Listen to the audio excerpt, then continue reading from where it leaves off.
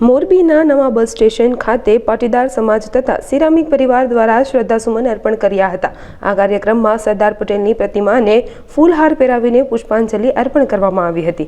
આ અવસરે સરદાર સાહેબના રાષ્ટ્ર નિર્માણના યશસ્વી કાર્યને યાદ કરીને સૌએ તેમની અખંડતા અને એકતાના સંદેશને વંદન કર્યું હતું। કાર્યક્રમ દરમિયાન સિરામિક વિટ્રીફાઈડ એસોસિએશનના પ્રમુખ વનોજ એરવાડિયાએ જાહેરાત કરી હતી કે શહેરના અલગ અલગ 3 સ્થળોએ સરદાર પટેલની ભવ્ય મૂર્તિનું નિર્માણ કરવામાં આવશે, જેથી નવી પેઢી પણ લોખંડી પુરુષના આદર્શોને જાણી અને અનુસરે।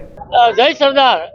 સરદાર પટેલ સાહેબની 150મી જન્મજયંતિ નિમિત્તે સિરામિક પરિવાર દ્વારા તથા સમસ્ત પાટીદાર સમાજ દ્વારા સરદાર જયંતિ નિમિત્તે સરદાર સાહેબના સ્ટેચ્યુ ઉપર પુષ્પાંજલિ કરવામાં આવી છે। આ આયોજન અમારું બહુ પહેલાંનું હતું અને અમારું ભવ્યથી ભવ્ય એક આયોજન આ દિવસ નિમિત્તે કરવાનું પ્લાનિંગ હતું।